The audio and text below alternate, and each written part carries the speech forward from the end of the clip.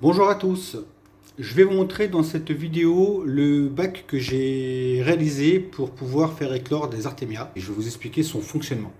Déjà pour commencer, expliquons un petit peu ce que c'est que les artémias. Les artémias sont des crustacés préhistoriques qu'on peut distribuer comme nourriture vivante à nos poissons.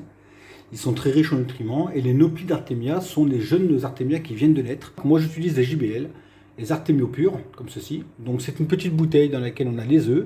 C'est aussi livré avec une petite louchette qui permet la distribution. Les œufs d'artémia ne peuvent éclore qu'en milieu salé. Donc il est important de fabriquer sa propre eau salée, d'y mettre les œufs et sous 48 heures, les nauplies vont naître et sont par instinct attirés directement vers la lumière. C'est pour ça que nous avons ici dans le bac que j'ai conceptionné deux parties, une partie complètement dans le noir, plongée dans le noir pour mettre les œufs et une partie à la lumière pour récolter les nauplies. Comment ça se passe? On va aller voir ça de plus près.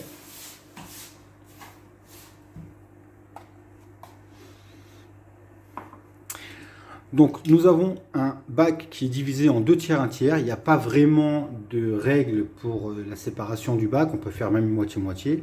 Moi j'ai voulu faire 2 tiers, 1 tiers parce que dans cette partie-là, j'ai mis un petit chauffage.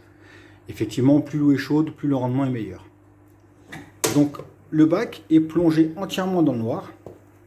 En tout cas, ce compartiment est plongé dans le noir, même au niveau du capot. Nous avons une mousse pour séparer la partie éclairée et nous avons la partie qui est sous la lumière qui va récolter, dans laquelle on va récolter les nauplies. Comment ça se passe? C'est très simple. On récupère avec la petite touchette des œufs, comme ceci, et on va les plonger dans la partie sombre du bac. Sous 48 heures, ces œufs vont éclore et les nauplies vont être attirées par la lumière qui est ici et donc vont se diriger d'elles-mêmes vers la lumière. Pourquoi il y a une mousse ici? Très simplement, parce que si je ne mettais pas de mousse, les coquilles vides et les artémias déjà nées seront toutes mélangées dans le même bac. Et ça aurait été un calvaire pour pouvoir séparer les nauplies des coquilles vides. Et bien entendu, les coquilles vides peuvent être néfastes à nos poissons si jamais ils les ingèrent. Donc il est important lors de la récolte de ne récolter que des artémias. Donc pour cela, je mets en place une mousse qui va me permettre de filtrer les coquilles vides et les œufs qui sont ici, qui ne pourront pas passer de ce côté. Alors, il y a une importance sur la maille de la mousse. Si vous prenez une maille trop grosse, les nauplies peuvent passer, mais les coquilles également. Une mousse très fine permettrait effectivement de filtrer correctement les coquilles vides et les œufs, mais permettrait aussi aux nauplies, du moins les nauplies seraient freinées et pourraient rester coincées à l'intérieur de la mousse. Donc il est important d'utiliser une mousse à maille moyenne, de manière à ce que les nauplies ne puissent pas rester coincées à l'intérieur et peuvent bien traverser, et par contre les coquilles, elles, ne peuvent pas passer, puisqu'elles sont légèrement plus grosses que les nauplies. On voit ici effectivement dans le bac que des deux côtés, j'ai mis un diffuseur d'air, un petit diffuseur de ce côté-là et un autre de ce côté-là. C'est important pour pouvoir aérer les œufs. Et il y a également un tout petit chauffage d'appoint qui permet de maintenir une température à peu près à 23-24 degrés. Donc voilà comment ça se passe. Ce bac-là est plongé dans le noir. Et sous 48 heures après l'éclosion, les nauplies vont traverser la mousse pour aller instinctivement vers la lumière. Et une fois vers la lumière, on les voit bien là, ils sont bien collés à la lumière. Il suffit de procéder à la récolte à l'aide d'un petit tamis. Alors un petit tamis très simple que vous pouvez retrouver sur Google en tapant tamis pour artémia ou pour nauplies d'artémia. Ça a cette forme. Et le petit filet qui est ici est un filet qui est très fin et ne laisse pas passer les nauplies. Je plonge donc le tamis plusieurs fois dans l'eau pour en sortir les nauplies. On va aller maintenant rincer cette récolte à l'eau claire pour pouvoir la débarrasser de toute trace de sel, puisque je vous le rappelle, les nauplies d'artémia éclosent en eau salée. Donc il est important effectivement de rincer la récolte avant de la distribuer.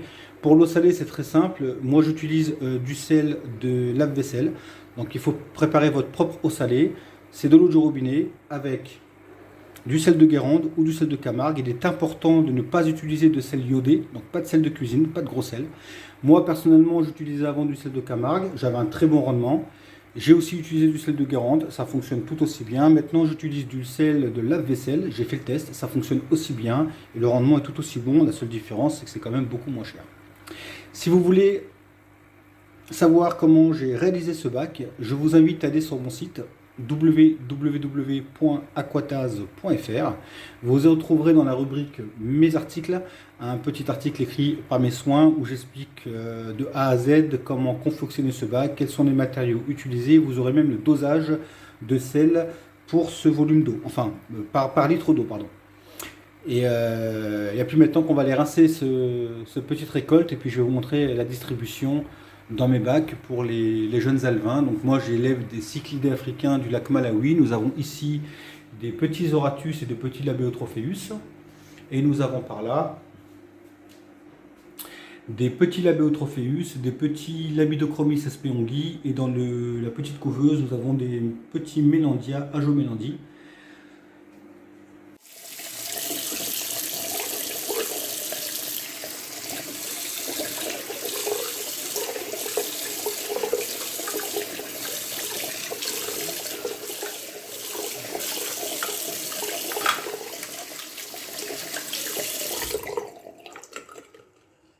Voilà.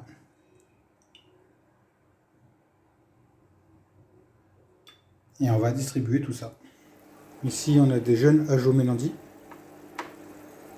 Donc on va leur en donner un petit peu.